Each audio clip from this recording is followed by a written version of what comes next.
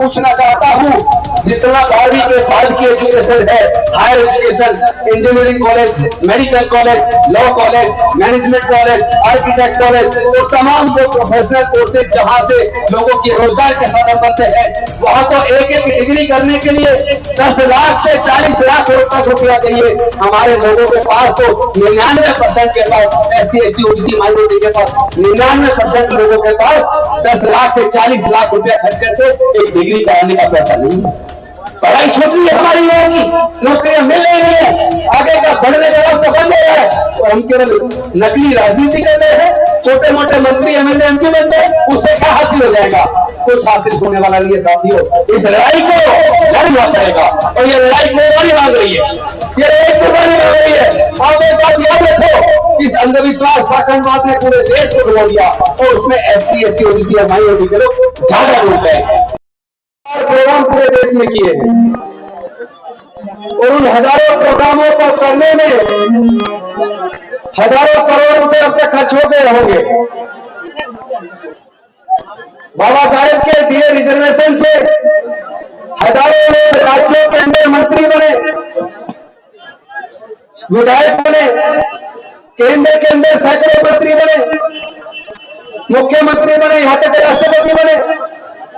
लेकिन मैं एक सवाल आपसे पूछना चाहता हूं, जो मंच पे बैठे हैं उनसे भी पूछना चाहता हूं और जो नीचे बैठे हैं उनसे भी पूछना चाहता हूं, जो अकेले डॉक्टर बाबा साहब अम्बेडकर हमें आपको सबको देकर चले गए कि हमारे सारे विधायक मंत्री मिलकर भी उसको बचा के रखा है जो डॉक्टर बाबा साहब अम्बेडकर ने दिया है वो गवा दिया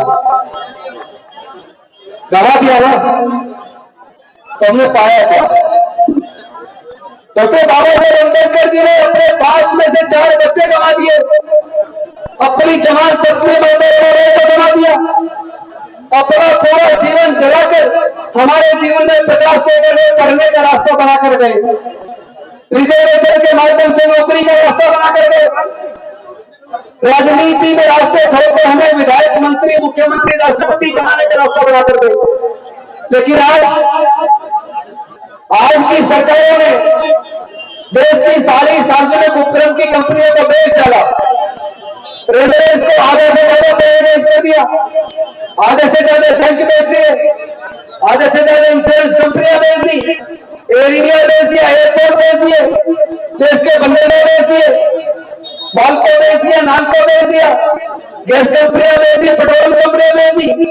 जब लाखों लाख लोगों को रोजगार मिल जाया करता था, तो लाखों लाख रोजगार देने वाली कंपनी भारत की सरकारों ने बेच दी और बड़े मुश्किल से हमारे लोग पढ़ लिख कर बाबा साहेब के रिजर्वेशन से नौकरी हमारे थे, मध्यम वर्ग बना था। उस मध्यम वर्ग के चंदे से काम से चलता था, उस मध्यम वर्ग के चंदे से हमारे सारे संगठनों के प्रोग्राम होते थे। आज वो मध्यम वर्ग खत्म होता जा रहा है। मैं पूरे देश में जहां भी जाता हूं, इतने लोग या तो बेरोजगार जवान लड़के मिलते हैं या फिर बुजुर्ग रिटायर्ड नौकरी से रिटायर्ड बुजुर्ग मिलते हैं। नौकरियां मिल नहीं रही है और शिक्षा को इतना महंगा कर दिया कि हमारे हाथ से शिक्षा भी छीन गई है।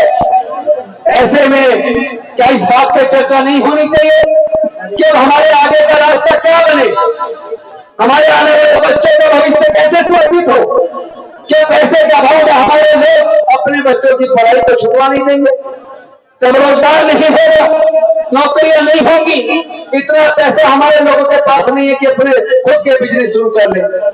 सरकारों से जो योजनाएं चलती थी, जिस योजनाओं से सस्ते दर पे हमारे लोगों को लोन मिल जाया करता था, जिस लोन से छोटे मोटे रोजगार शुरू किया करते थे, आज देश की सरकारों ने schedule caste component plan fund को भी घटाते घटाते लगभग खत्म कर दिया। शेड्यूल 5 सब प्लान का भी फंड लगातार घटाते घटाते खत्म कर दिया। यानी केवल आपकी नौकरी खत्म नहीं की, शिक्षा महंगे करके केवल आपके बच्चों ने शिक्षा नहीं छीनी, बल्कि जितनी भी योजनाएं सरकार के द्वारा चला करती थी, जो डॉक्टर बाबा साहेब अम्बेडकर की कुर्बानी से बनी थी, जिसको हमारे बाबू जगजीवन राम जी और उनके बाद के नेताओं ने कहीं ना कहीं आगे बढ़ाया था, पिछले 23 सालों में सारी योजनाएं एक एक करके दम तोड़ती जा रही है और हमारे नेता फिर चुप्पी साधे हुए हैं। और जो बोलते हैं उन्हें कुर्सी छोड़नी पड़ती है। लेकिन मैं आपसे पूछना चाहता हूँ, कुर्सी को बचाए रखना ज्यादा जरूरी है या समाज की लड़ाई लड़ने के लिए समाज को मुद्दों को छोड़ना ज्यादा जरूरी है? हमारे सामने विकल्प रखा कि तुमने बहुत धमकी दिखाई, 12,000 लोगों को वोट बनाया, एक मंत्री रहते हुए तुमने ऐसा काम किया। अब तुम दो में से एक रास्ता चुन लो, या तो डॉक्टर बाबा साहेब अम्बेडकर का रास्ता आगे बढ़ाओ, या तो डॉक्टर बाबा साहेब अम्बेडकर की विचारधारा और खुद की विचारधारा आगे बढ़ाओ, या फिर हमारे मंत्रिमंडल में मंत्री रहो। हमने काम इस्तीफा भेज रहे हैं, हम डॉक्टर बाबा साहेब अम्बेडकर का मिशन चलाएंगे। हमने कहा था तुम तमाम तरह की योजनाओं की बात करते हो, लेकिन मैं पूछना चाहता हूं, जितना गाड़ी के बाद की एजुकेशन है, higher education, engineering college, medical college, law college, management college, architect college, तो तमाम जो प्रोफेशनल कोर्सेज जहां से लोगों की रोजगार के साधन बनते हैं, वहां तो एक एक डिग्री करने के लिए 10 लाख से 40 लाख तक रुपया चाहिए।